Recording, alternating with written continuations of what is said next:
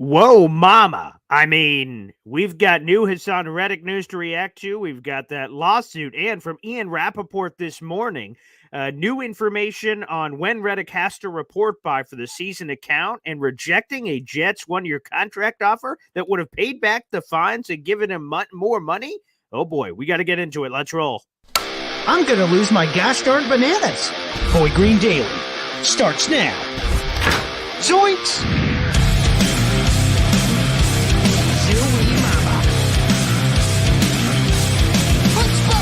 I made it clear that my intention was to play, and my intention was to play for the New York Jets.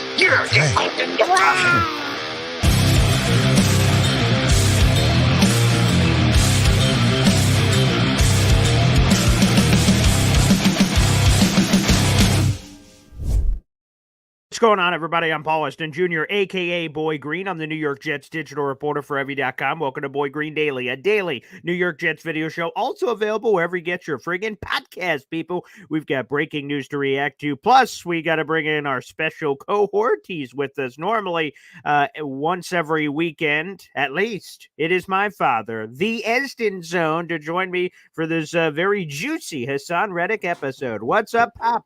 Hey now, good morning, Coffee Club. And there you go. Let's go. You got the merch on. We got the Boy Green shop down below. If you'd like to support the Hop on Pop merch section, we got the Hop on Pop bacon merch that's in there with throat pillows and cooking aprons. And good Lord have mercy, anything your heart desires is certainly in there as well. So, guys, make sure you support it and like the video and hit subscribe as you're heading in here. We've got new news here. A shout out to Ian Rappaport of the NFL Network that dropped this more information earlier this morning, and then we could get into some of the legal stuff too, but let's get into this immediately here. So first off, NFL Network insider Ian Rappaport revealed this morning in a column that just dropped on Sunday, NFL Game Day morning. That's really where Rappaport and Schefter and a lot of these guys post a lot of their big stories and save them for the week, so they have things to talk about, obviously, in their game day shows.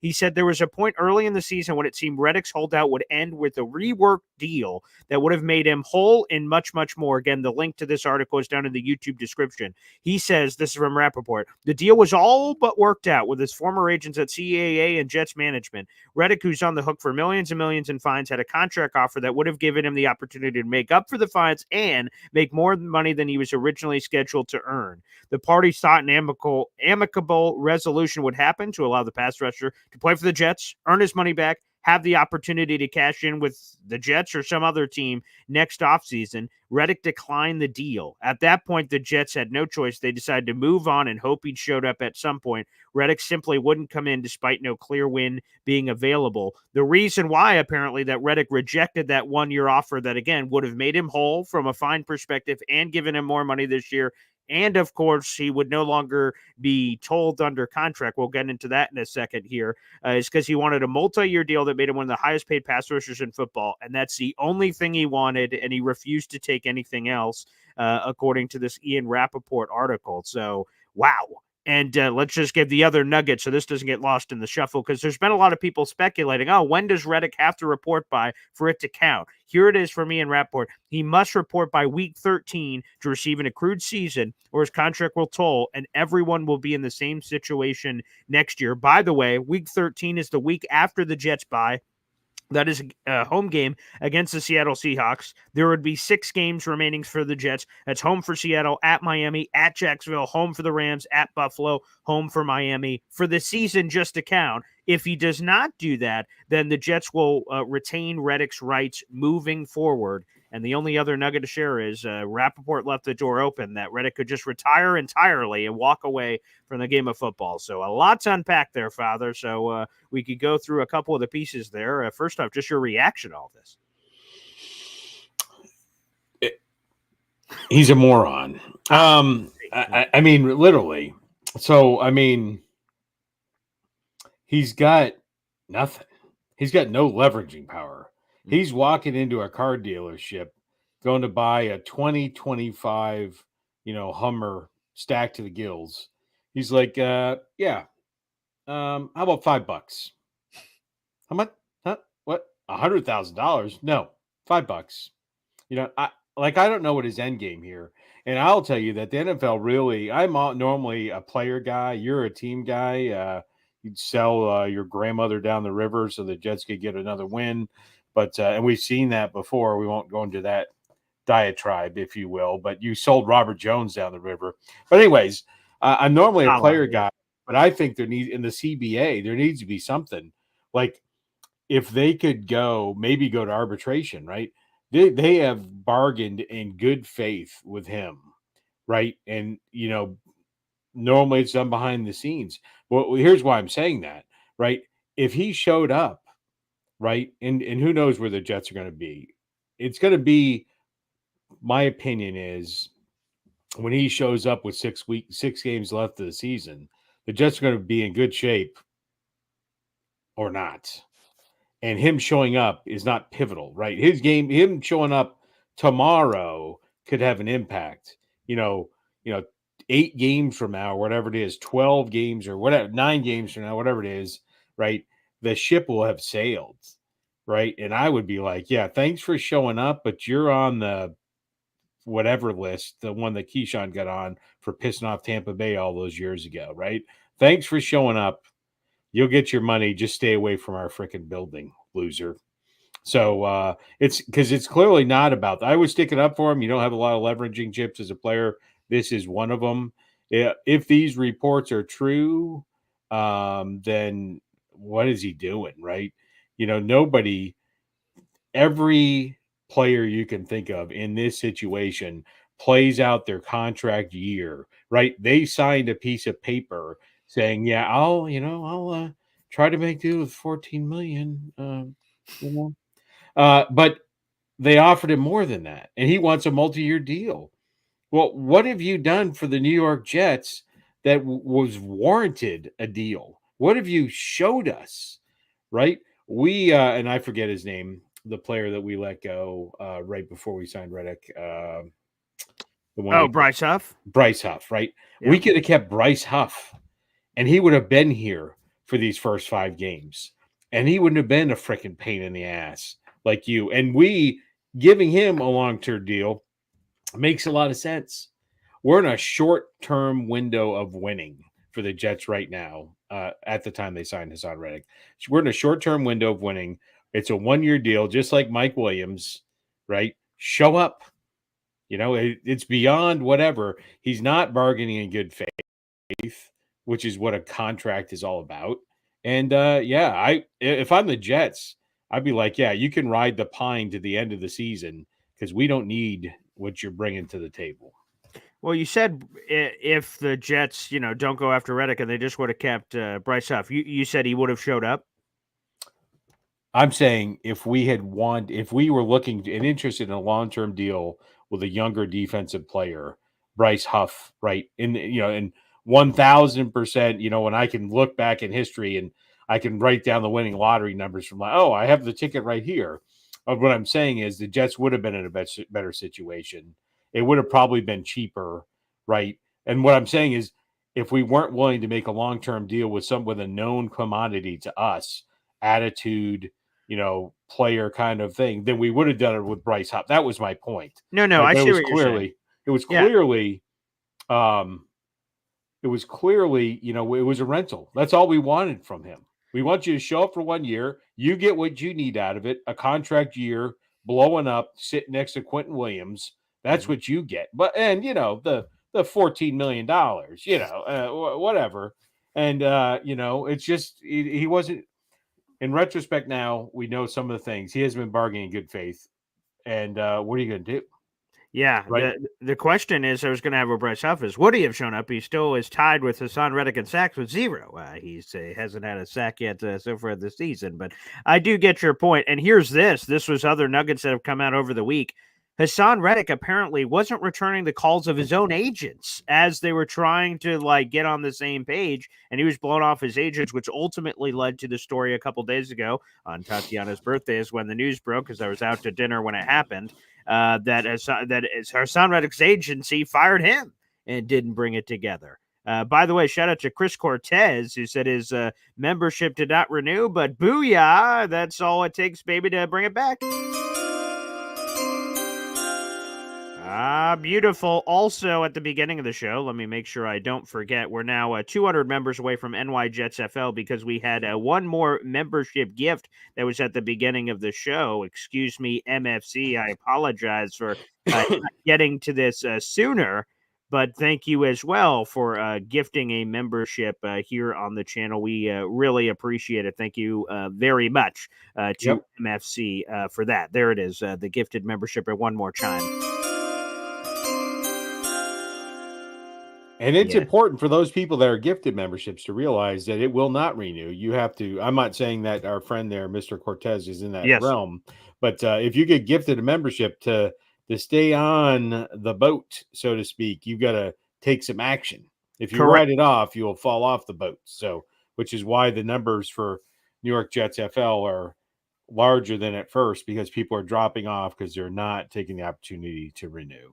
Correct. And shout out to Vladdy P. He was the one that got the MFC membership earlier. But yes, that's how it works. When people gift memberships, of course, MFC and Chris Cortez, who bought his own, let's use MFC as the example here. He buys it for you. You get a free month trial for yourself to enjoy it. And by the end of the month, you should get an email from YouTube to say, hey, do you want to keep this train rolling? And you say yay or nay. And you get the opportunity to renew, and it's only $2.99 a month moving forward. So that's a way to help support the show. So MFC, Chris Cortez, and everybody, yes, that is how you operate. And again, anyone can join the Boy Green Coffee Club. That is the pinned comment right now on our YouTube comment section. You can join the Boy Green Coffee Club right there to help support the program, again, which we appreciate. I'm just in shock on this Hassan Reddick situation. I get that he wanted a long-term deal. I want $1 billion, but just because I want something doesn't mean Reddick is not and wasn't and isn't an unrestricted free agent. He's under contract.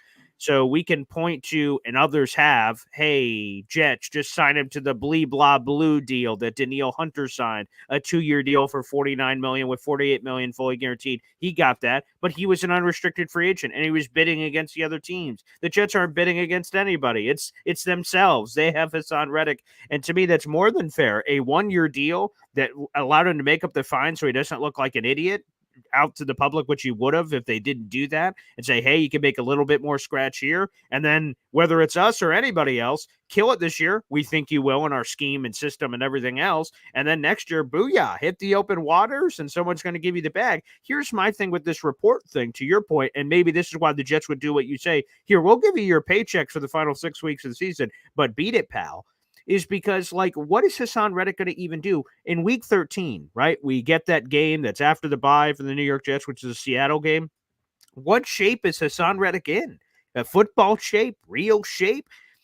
What is he going to have in the final 6 games of the season? Now, if he has 12 sacks in the final 6 games of the season, he will get that crazy bag that he's talking about. But outside of that very unreal and unlikely scenario, he gets, if the Jets let him play 3-4 sacks, you want to know what's going to happen when he hits free agency next year? The teams are going to be like, here's a 1-year deal, Hassan. Let's prove it. And he's going to be like, whoa, I want a multi-year deal. And then that's you in the car dealership again of what's going to be happening here for Reddick, which is puzzling to me. Because if this is truly what he wanted, then showing up and just saying, screw the Jets and playing with some sort of anger towards them would have been his best bet to ultimately get what he wants, because he is 30 now. Going into next year at the beginning of that contract, because his birthday is in late September, he will be 31. And if he plays that 1-year deal out, if that's all he gets, and he's going to be 32. So maybe this retirement stuff is real, just out of principled anger is where we could go.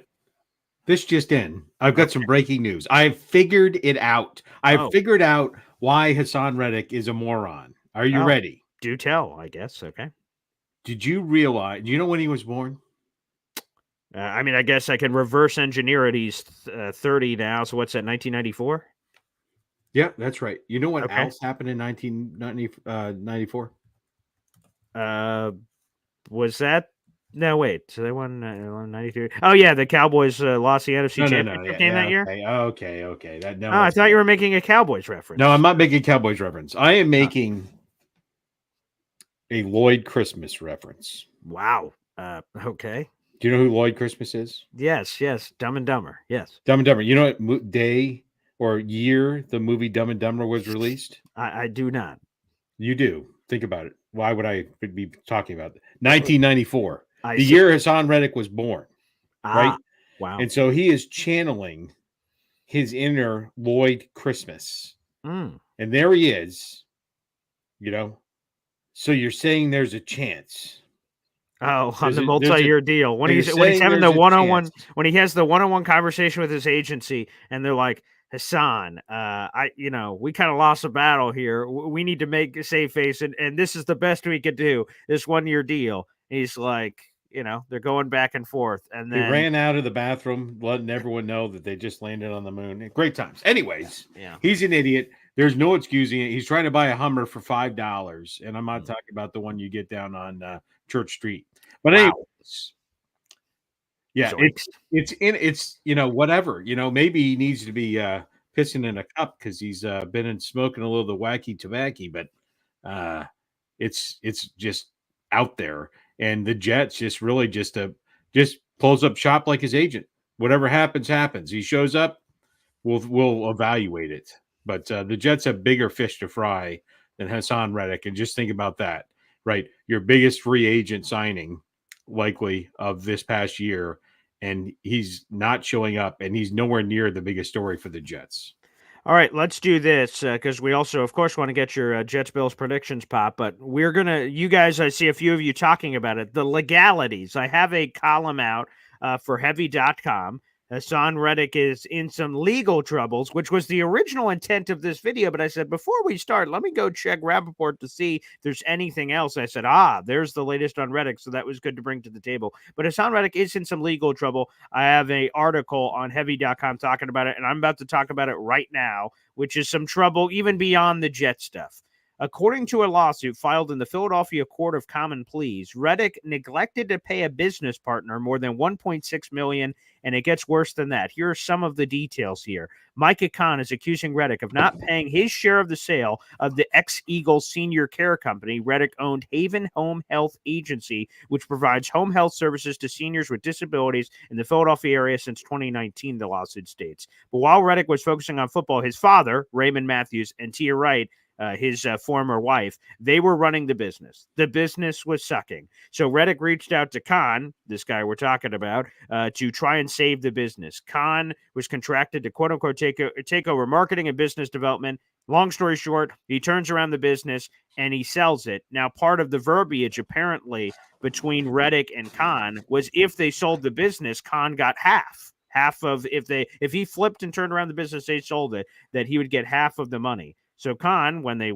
sold the business recently, Khan wanted his half, and this is what apparently Hassan Reddick / his representation did. Quote, Mr. Matthews, this is Hassan Reddick's father, brought over more than a dozen black-gloved men to a business meeting claiming they were Hassan's personal security, Khan said in court papers. It was at this point at the sales meeting that Mr. Matthews made it clear they intended to breach their payment obligations to Kingdom.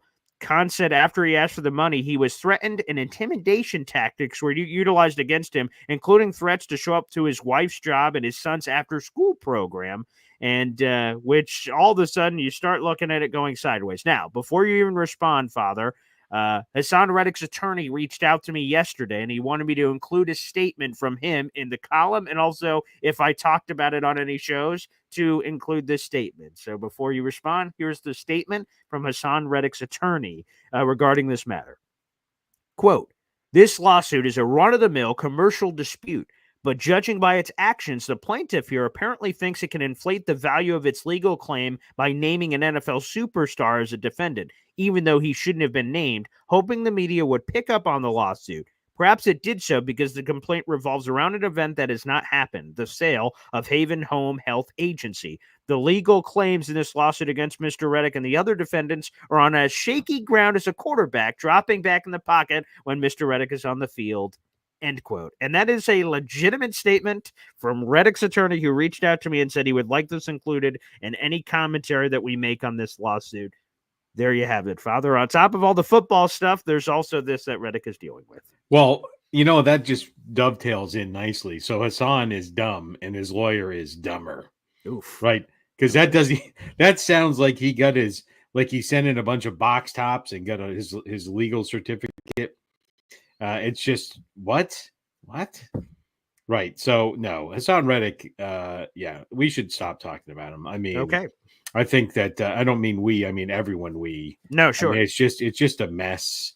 If he shows up, I think if the Jets, depending where the Jets are at, if they Could get help. good chemistry going with it, that tells me, it could be there could be three things that happen. You let him play because he can make, maybe he can make some contributions after he proves himself in practice, or we're in a situation that he's not going to help us and we cut bait, or we're doing fine without him. So it's Yeah.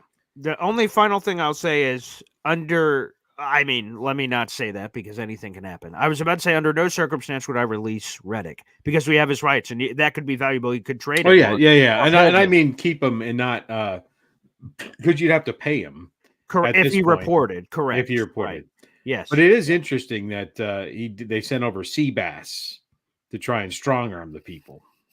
That's I just don't like I don't like if I'm Reddick, right? So you have this business that apparently is failing. You get a guy who saves it, and all he says is, "Hey, 50-50 split if I flip it around." Well, okay, that sounds in me over here. That sounds good to me. They sell it for like 3 million and change. Terrific. Con, thanks for flipping it around. I did nothing. I was the football player, and you just made chicken salad out of chicken. You know That's what? right. Great. You get half, I get half. Great. We both made money off this. Not too shabby. You saved me. Like I feel like that would be its own. Like Right. that's great news. He went from 1.6 million dollars from a half of a shit sandwich. Yeah. Here's your sandwich. Okay, no, thank you. Yeah. Right. I mean, this guy, they literally bailed him out, and he's like, "Oh, thanks. Screw you, buddy." Yeah. I'm like, okay. And if this is true that the lawsuit claims, so he came up with a bunch of guys for intimidation tactics, said, "Hey, I'm going to go visit your wife and kid at daycare." Good Lord, man. What the hell? Right. And Jesus. this is not right. So, and this is not, 30 years ago, right? Like nobody saw these people walking in. Right. The Sopranos. What is this? Yeah. Right.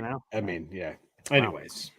So let's so that's all the latest news with Hassan Reddick. Again, I'll repeat it. We got 500 people in the room. Make sure you guys like the video, hit subscribe. Again, I'm just going to give you the surface level details. Reddick's agency, former agency, CAA and the Jets, apparently, according to Ian Rapport, had a deal worked out. It was a 1-year rework deal that would have paid back the fines, would have given Reddick an opportunity to make more than the 14.25. So enough to pay the fines and to make more money than he was scheduled to make.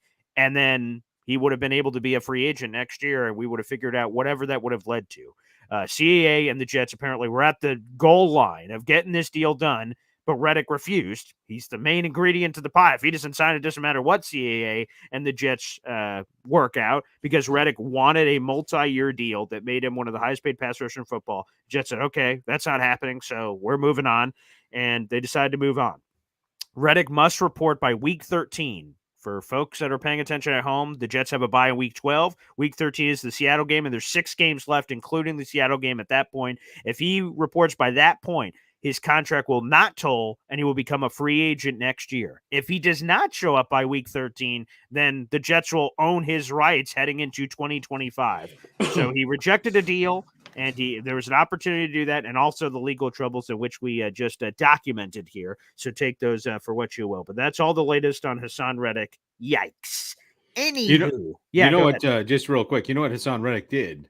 By getting his agent fired, if he signs the same deal that they left at, he'll exactly have enough to pay that guy for the nursing home.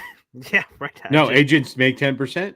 Yeah. Well, if the agent tapped out, 10% of 14 million is 1.4. He can pay that guy up. Hey, you probably can't pay the Malcolm X militia that he brought to the meeting, but that's probably going to be a. By the way, isn't that like, so, the agency no longer represents him. If he just takes the deal that they cooked up, isn't that kind of scummy? Like, because then he doesn't have to pay them their commission dime. That checks out, right? I just made 1.4 million. He did, right? That may be the only smartest thing he did. I guess besides next week, he made money. That seems kind of messed up. But either way, so I will see if there's any more to share as Reddick, I know a lot of people are probably annoyed by the Reddick story, and I get comments all the time. Why are we talking about this? Why are we talking about this? He's under contract with the Jets, so I am obligated to report and share on it when there is worthwhile information to discuss and share. So we'll keep an eye out for that. Dad, let's quickly turn the page to the Jets-Bills game on Monday Night Football. We'll have Woody on for a game day episode. Woody. Yeah, that's right. Woody, rocket everywhere. He'll be joining us tomorrow morning, but you haven't really gotten any of your thoughts on this Week 6 Monday Night Football game. So what do you make of it? What's your prediction? What do you think is going to be happening? There's a lot of variables at play here. Yeah. So I'll give you what I want to happen.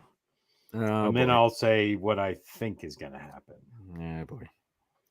So I want the Jets to go with this, literally the game plan that we've been begging them to do, right? Not the run, pass, and that was one of the other things we were talking about, right? So we got the guy behind Hackett. Hackett's hanging around like a dingleberry, right? And it's just not good. Hopefully, whoever replaces. So I don't know what Hackett's doing. He's not going to be the offensive coordinator. He's not going to be involved with the player personnel on the field. So what is it you do here? I'm a people person. Aaron Rodgers likes me. Quote Office Space for you. But I think they need to run the football. When they hand it off to Breece Hall, as I've said many times, they get him out in space, whether it's a handoff, a screen pass, and then you agent zero, you pound them up the middle, and then you free it up, right? Early in the game, take a shot. You've got some viable options to take a shot. And I don't know, loosen up the field, not even for the run. You take the shot to Mike Williams, and I think it's an 80-20 ball when you throw it up to Mike Williams, right? That guy catches, he's like Chris Carter. What does he do? He catches touchdowns. So, you throw it up, he makes his spectacular catches. And if he doesn't, so what?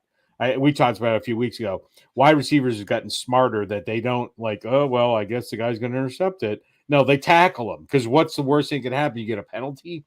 So throw it up to Mike Williams, stretch the field. Then that opens up for Conklin to get something in the middle of the field where he can eat. And so it's just inexcusable that these things have not already been happening, right? They've got talent, even Lazard, right?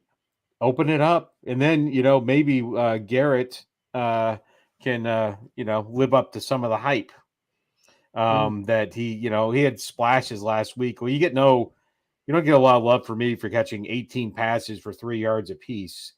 But they have it.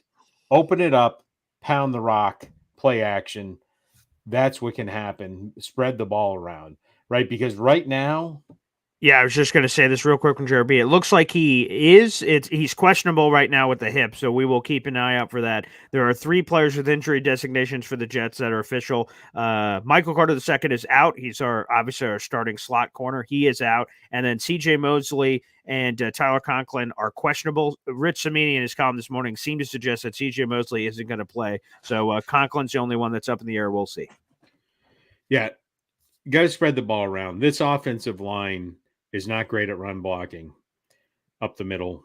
This offensive line is not good at run blocking, pass blocking, blocking. As the Jets have the lowest producing running game in the NFL. They are 32 out of 32. So it's only up from here. Yeah. So I knew you were going to say that. So there's only room for improvement.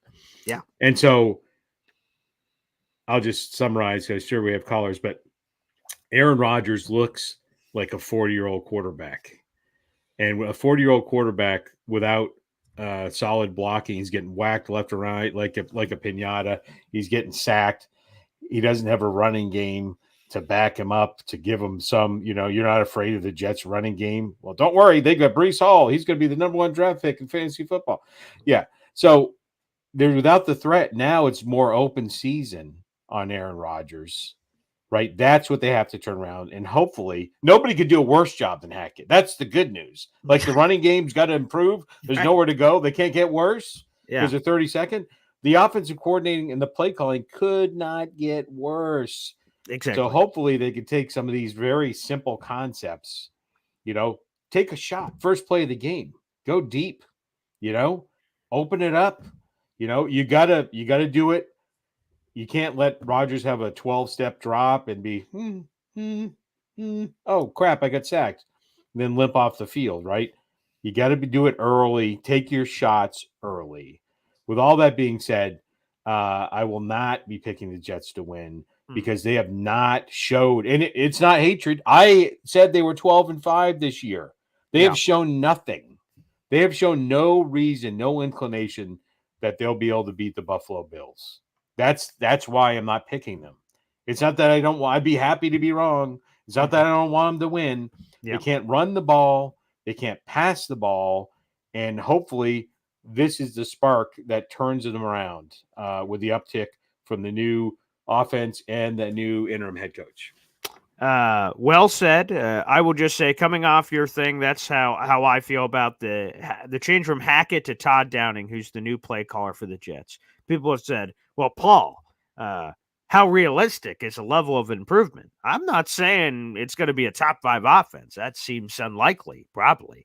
But it can't be worse. There's only 32 teams in the league, and Hackett is number 32. So it's got to be better by virtue. And when people ask, well, Paul, what legitimately could change about the Jets offense in a very short period of time? There can't be, quote unquote, wholesale changes in such a period of time. And I would agree, wholesale changes, right? It's not like they're running the wing T and they're going to spread 5. But to your point, tendencies.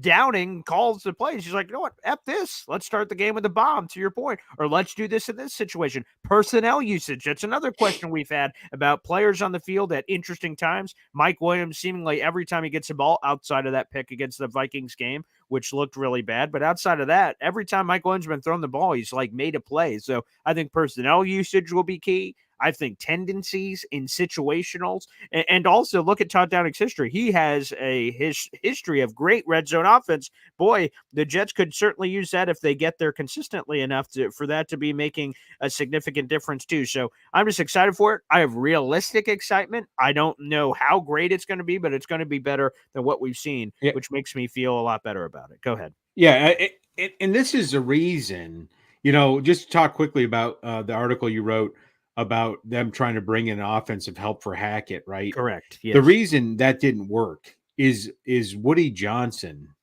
or Joe Douglas are the people that should have been asking. Robert Saleh shopping around is not a good sell, right? Would you like to come in and have essentially no power to help out Hackett when you could be an offensive coordinator for real somewhere else?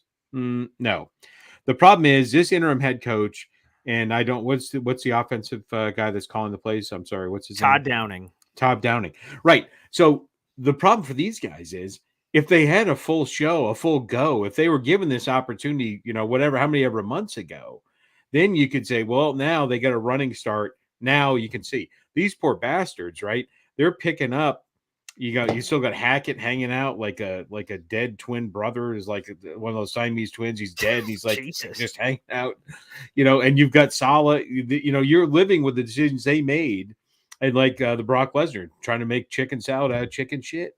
And so I hope they can, but he may not be able to install a new offense, but he can make the right personnel choices on the field. He can make the game plan, which changes every week in the NFL based on who you're playing. They can make a significant difference, and it's got to be better than what Hackett was doing before. And, have Hackett, tie him up and tie him to a chair and put him in a corner with a bow on his head underneath the mistletoe. Just don't let him speak. That seems like good advice. The pinned comment, everybody, is how you guys can call into the show. It's on YouTube. We have nearly 700 people in the room right now. Make sure you guys like the video, hit subscribe as you're coming in. You guys can call into the show. If you want to call into the show, you're watching on Facebook or Twitter, you have to hop on over to YouTube to be able to do so. It is the pinned comment, and feel free. We're on for another 25-ish minutes to come on the show here before my dad has to get ready for church, and I have to get ready for some other items myself. So with that being said, let's go right to the phone lines. We got our guy, Sharif, joining us here on the program. What's up, Sharif? Oh, yeah, you're on mute. You just got to flip it, Sharif. Let me see if I can do it for you. Nope, I can't unmute a guest because they chose to mute themselves. Okay, hang on tight. Sharif, just you got to flip it on your phone. Okay, there you go. I think you got it. Go ahead, Sharif. Boy Green. My boy, he my guy. He out in Syracuse. That's He that right, dude. Yeah, he a Jets fan. Mm-hmm. I'm on it now. Hey, there you go. I Yes, like sir. it. Yeah, there we go. How Now you we're doing, all my on. guys? Good morning. Yeah, doing Look at great. that's a crisp hat there. Oh, Yeah, that's hold very up. nice. I am. How I do it? No, you were fine the You other were way. fine before. Yeah, now you're good. Yes, you're good. I'm good now? Yes, you are. Okay. So yeah, good morning, man. How y'all doing? Excellent. Man, I guess Sharif, I don't think you're hearing us. So Yeah, there's something there. Yeah, something there. So Sharif, maybe log out, log back in, see if you come back on there, and see if you can fix that. Yeah, I am working on the hand signals, Jared. But yeah, I appreciate that. We'll work on the sign language here. Let's go to Hep next year on the show. What's up, Hep? Hey, Mr. Edson. Hey, Paul. How you doing? Hey, Hep. Excellent, man. Now, I have a take. Ooh. Okay. Well, we can't have Reddick in the building. He's a nutcase, obviously. I mean, that's one thing. I mean, that just goes without saying at this point. Sure, right. However, of all the teams that could win with all the shenanigans, I see this is how the Jets will win the Super Bowl. Okay. With all this craziness, there's only one team in the NFL that could go down this crazy parade and come out the other end with a parade with confetti. You know what I mean? That's a great take. You know what I mean? Hey. Realistically, of all the teams out there, the Jets have to be the wackiest of them all, right? And by the way, that's going to, I don't know if they still sell them in DVD form anymore, but a Football Life where they talk about the team that won the Super Bowl and they put it in a DVD package, that's going to be the most high selling DVD ever. Can you believe what Hassan Reddick did? He did what now? With this Achilles, this, Aaron Rodgers, Hall of Fame quarterback. There's a lot of material. There's a lot of material. This is one for the books, man, for sure. Yeah. And if we come out the other side in the sun, it'll be historic. This will be one of the craziest NFL seasons ever. That's true. Right? That's true. I love you guys. Peace I out. appreciate it. Thanks, Hep. Yeah, the interim head coach thing again.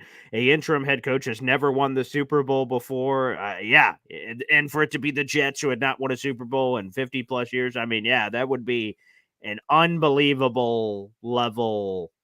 Unbelievable. Yeah, I don't even know. But it is the way the Jets would have to do it, right? That it feels like they'll like that. It wouldn't just be like there have been Super Bowl teams in the past that are just awesome from week one. We're like, whoa. And then they just ride the train of being amazing with very few bumps in the road. They win the Super Bowl. You're like, oh, I saw that week one. Like for the Jets to end the curse of 55 years, it seems like, the real chance and opportunity is this craziness and all these roller coaster rides all over the place. So I think we may be onto something. Okay, let's try Sharif. Take two. Sharif, can you hear us?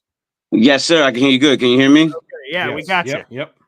All right. Yeah, I got a few things to say. First of all, he's right. Hassan Reddick might have CTE or what that's called. I think he's losing his mind. There's something wrong with that guy. He may have a problem, seriously. I mean, he's walking around in a samurai suit in the middle of the football season about to start. He's walking in a samurai suit in Japan. That is true. First red flag, bro. I looked at him like he was like, bro, it's football season. You won the top 3 rushers in the NFL. What the hell are you doing in Japan? I'm trying to play the last black samurai. Like, I don't know what like, dude bugged out. Fucking, bro. That's true. But man, what I was gonna say. Our offense, man. Mm-hmm. I'm real concerned, bro, because like you just said, none of these things never happen. I try to keep a positive note. I'm a Giants fan too, with both squads. I'm a Mets fan. I'm a Knicks fan. I'm always with the home team. I'm from Newark, New Jersey, so Seton Hall Pirates outside of my Hurricanes. But like, I don't see nothing good until I see it good. I see. It looked bad, man. I have a mixed feeling. They did Solid dirty. He didn't deserve that.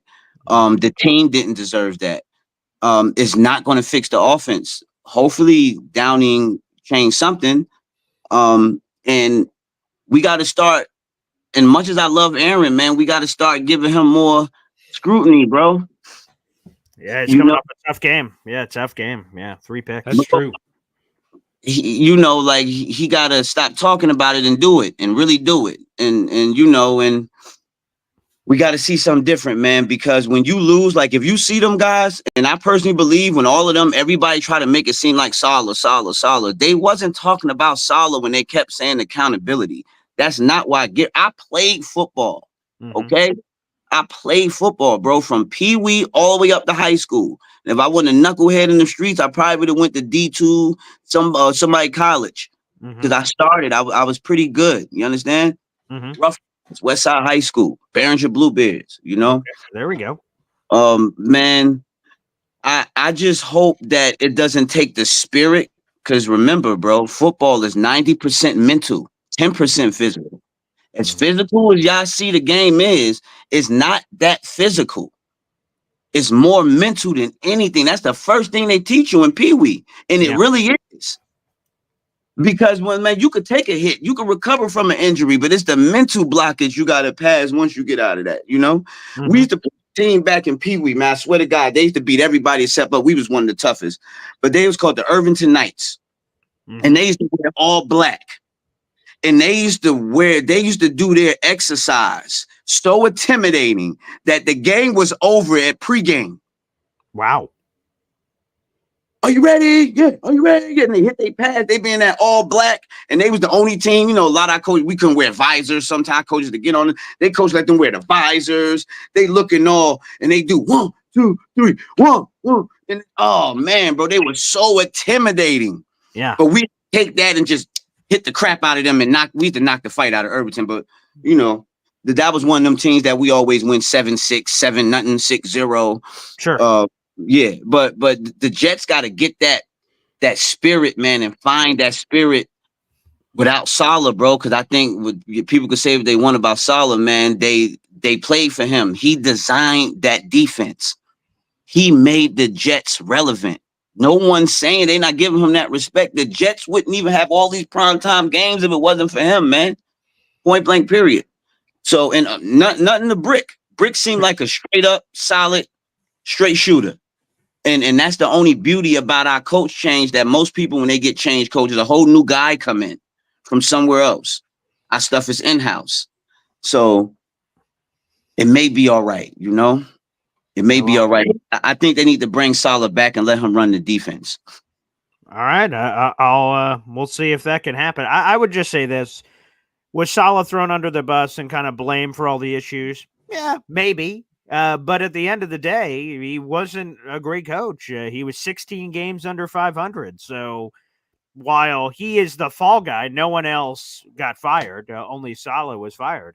I would venture to say the reason why I don't think a lot more people are diving in front of bullets to say, wait, let's put love and respect on Saleh's name is because, well, he was 20-36. He said, just wait till I get a quarterback and I'm going to change. He got Aaron Rodgers, a Hall of Famer, and he had him for 5 games. And, well, they were 2-3, and it didn't change enough. So, you know, any thoughts on that call before we move on, Father? Yeah, you know, it's hard to say that Robert Saleh was thrown under the bus. He is literally one of the worst coaches in the history of the New York Football Jets. Winning percentage. Third and worst. Unlike some of them, he had, and I truly, you know, people say every year a lot of stupid things, but I truly believe this is one of the most talented rosters maybe the Jets have ever had. That's what he said, yeah. And to have that and have the worst record, I will tell you there's only one person to blame. And yeah, he may get run over the bus after he started it, pushed it into park, and ran out and laid down in front of it. So he gets 0 pass. Saleh gets a 0 pass. Most talented team the Jets have had in decades, and he has the worst record. I mean, it doesn't get any more complicated than that. Sharif chiming in immediately after with a YouTube super chat. Every time I get a super chat, we hear from my daughters. All right, Luna. Wow. He says it's not that, it's deeper than football. Well, whatever the case is, Robert Saleh, he will not come back to run the defense. They're ripping that Band-Aid off. Although the players all said wonderful things about him. Sauce and everybody else, because, of course, that was the coach that drafted him and every coach that drafted some of these players and things. They said nice things, said they would continue to try to play the season for him. That's their coach. I would expect nothing less. All right, let's go back to the phone lines. We have Cavey? Hey, what's up, man? How are you? It's Cavi. Hey, Cavi. Okay, yeah. Welcome to the show. Hey, thanks, man. Yeah, I feel like every time I call, it's with a different cavi or an M. I'm that guy who called after the San Francisco 49ers. Oh, yes, I remember now. Yeah. Yeah, I could tell by the happiness in your voice you were pleased with that call. Um, it's hard. Hey, listen, man, I'm a longtime Jet fan, like I told you. Mhm. Hey, Aaron Rodgers looked like shit. He looked old that game. The O line was, I mean, quite frankly, trash, and the coaching was trash. I mean, am I wrong? I don't know. Am I hoping to be wrong? 100%. I mean, you can't be a Jet fan and not be realistic. You know, it's Robert Saleh had to go. It is trash that everyone is out here defending this guy. It's like, oh, he's only had five. He's had a ton of games. Mhm. Every you can't get up you can't come to every single game and not get up until the second quarter. You can't have penalties. I don't care if he was a defensive coordinator, the special team. You're the head coach. Everything falls in your lap. Listen, I own my company, right? Mhm. It doesn't matter what my employees do. It matters how I handle it, what I do. I am ultimately the boss. And that's just the way it is. So Mhm. you have to take responsibility. Everyone wants to cry that, oh, he should have stayed. He's a good. Yeah. Who gives a shit? This is business at the end of the day. Excuse my mouth. No, Like, that's right. business. It's not personal. I'm sure he's a great guy. He can come in and babysit everybody's kids. We gotta win. It's you'll never have a roster like this, and you might, but I don't know. I'm 46 years old. I've never seen one as a Jet fan. So Mhm. why? I think for the first time ever, I can be on Woody Johnson's side, and it's like, hey, you finally have something good. You have a Ferrari. Go out there and fucking drive it. Yeah. I think So that's a good way to put it. I appreciate it, man. Thanks for anyway, calling have in. a great weekend. All right, thanks. Yeah, again, it's a good point. That's kind of what Woody said basically is on his conference call of why he moved on from Salah. It was two pieces, and they're kind of one and the same.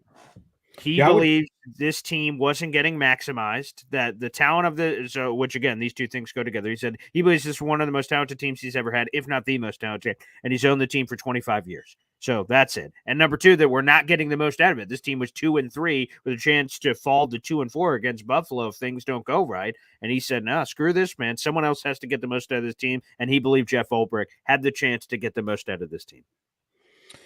Yeah, I mean, I would say, there's plenty of blame to go around, right? Aaron Rodgers is not living up to MVP level or even adequate, average NFL quarterback play. There's a lot that goes into it, but really, Woody Johnson really is responsible for this too, right?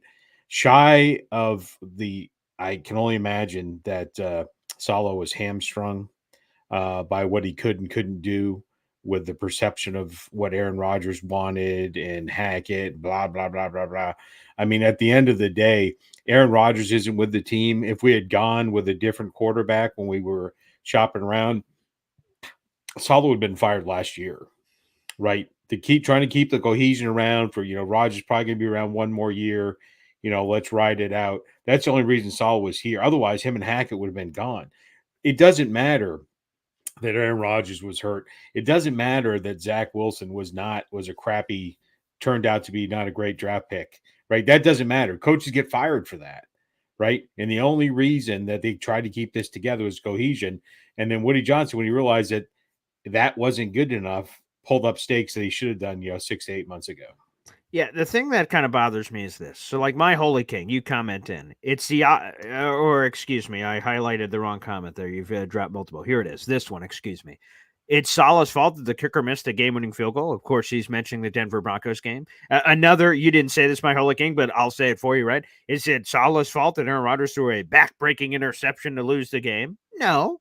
That's fair. But you want to know what is Salah's fault? That they came out flat in both of those games and fell 17-0. And then in the Broncos game where they didn't fall down 17-0, they just came out flat and allowed an inferior opponent. I'll keep calling them that, and maybe I'll be proven wrong when they make the playoffs. But an inferior opponent, you let them hang around forever. And then all of a sudden it doesn't matter anymore. Records, perceptions, Hall of Fame quarterback, rookie quarterback. None of that matters anymore when you're in the middle of a 60-minute slugfest and no one cares about records, stats, predictions, history. Now it's just a football game, and there's two gladiators in the arena. Who's going to win this game? Who's going to lose this game? So it's Salah's fault that this team came out flat all the time, unprepared. And to Cavy's point there that he said, ultimately the Jets were starting football games in the second quarter. And as talented as they are, they can't afford to do that. What kind of arrogant luxury is that they believe they can only play 3/4 of football and still win games? So to me, those are the solid faults. Sure, those ending plays aren't Salah's faults.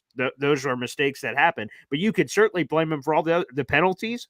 We're cherry picking the final plays of these games and saying, that's not on Salah. But everything that got us to that point, those are all things we could blame on Salah. Again, penalties, mistakes, game management, time management situations. There's a million things to me that I've seen from Salah, both this season and throughout his entire history as coach. He's been in year 4, people. How many excuses are we going to make for the guy? I like the guy. The person seems like a really great guy from everything that I can hear and know about him from people that know him. But, this isn't a patty cake fest. This is football. It's results-oriented business. That's right. I mean, at the end of the day, let's hope it doesn't go that way, right? This could be the spiral that continues downward for the Jets, or it could be the turning point of the season in the upward direction. But coaches are responsible for the team's winning. That's really what it breaks down to, right? And yeah, you can blame the defensive breakdowns. You can spread the blame around like peanut butter.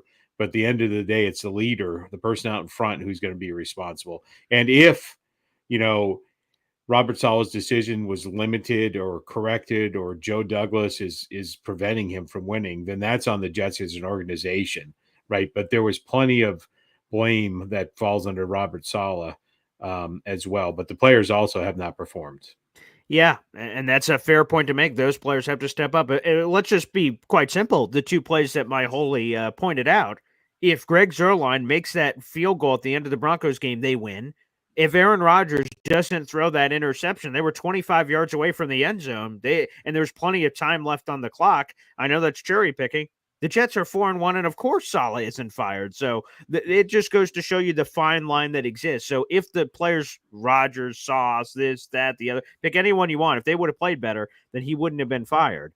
But at the end of the day, this is a guy that when Saleh was fired, the first comments I heard is, what? He doesn't run the offense. He's the head coach. He doesn't run the defense either. Jeff Ulbrich is the defense coordinator. He's been calling plays since he was hired. Saleh's job responsibility, since the moment he was hired, he said, I want to be a CEO over everything. That means everything is on him. Those are the blood on his hands. Again, going back to Cavi and him being this business owner where everything falls on him, the blood's on his hands if the offense sucks. If the defense sucks, the blood is on his hands, and he has to figure out ways to improve it. And more often than not, he did not. And that, at the end of the day, is how it operates. Let's not cry Saleh a river. He's still getting paid. Yeah, right. He is still getting paid, and not an inconsequential amount. And the fact is, if you ever heard him in a press conference, he did not speak. He was not articulate. He was not intelligent at times. He kind of looked like a bumbling idiot sometimes, and some of the stuff is said about his own players, so he's going to get paid. He's going to get a job as a defensive coordinator somewhere, something that he's good at. And so let's not, he gave it a shot, and it didn't work out.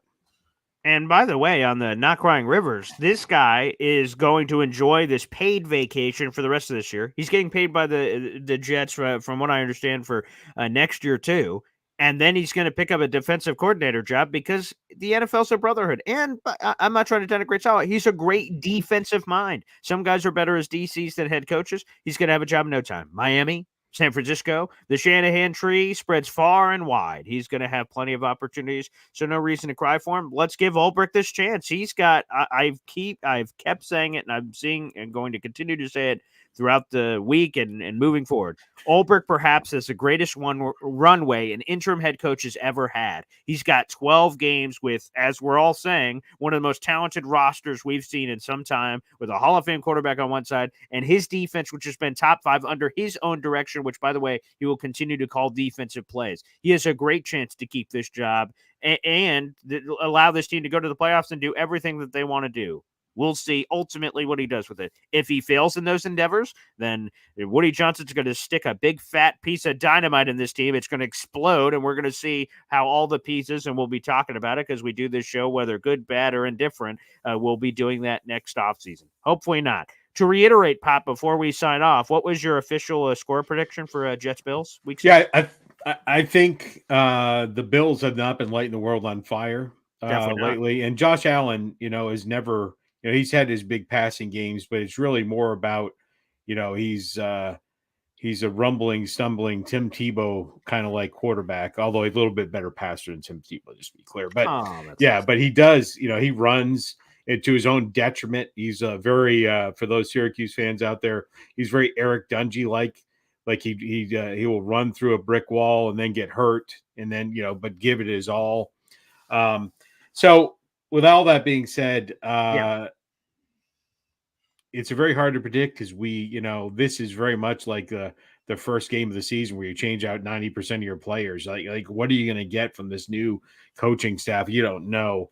So you just got to go with what has happened. I think it's going to be 2017 Buffalo. Okay, well, that's disgusting. By the way, David D asked, who has the better beard game? Now, I've got the girth, I've got a girth right in this region here. I think there's a mouse living in that thing. Well, there may be. I haven't either confirmed or deny, but David D, Hughes' beard is more awesome. His is more, I don't know the word I'm looking for. I was going to say kept, but I take Sculpted. care of this beard. Yeah, sculpted. That's the right word. Because you have like the lining action happening here on the downturn, and then you have the undercarriage going on there. So yeah, for sure. I'll allow that to be the people.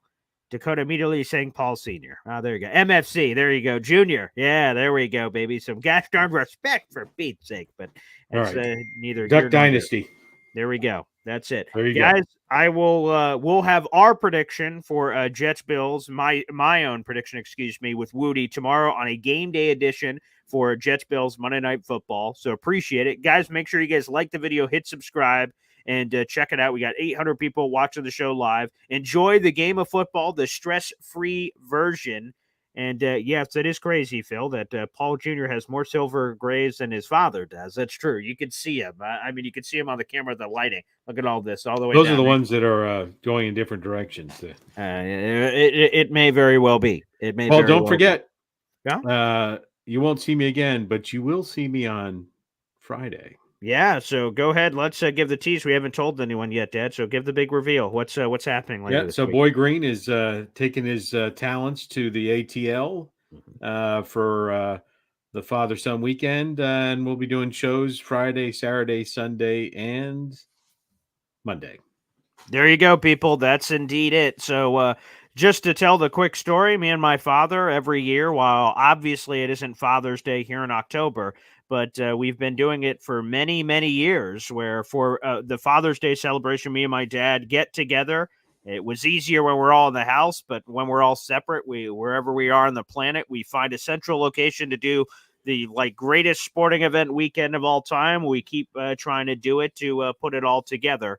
And we're going to have a lot of fun. So I'll be flying down to Atlanta on Thursday, but I'll do my Boy Green Daily morning show before I hop on that flight, and then do the flight, and then we will have Hop on Pop for that Friday, Saturday, Sunday, and Monday. So we'll have basically pregame. That'll be Woody on the Sunday game day version, and then Monday to recap whatever happens as well. And we'll see timing-wise what happens if my dad's awake for Jets Steelers Sunday Night Football. That's the game this upcoming week. So that'll be at 1, 2 in the morning. I think he might be sleeping at that point. So I might have to do a quiet post-game show in the kitchen or not at all. We'll see what happens. I'll keep you guys posted on that as well. Thanks, everybody, for tuning in, though.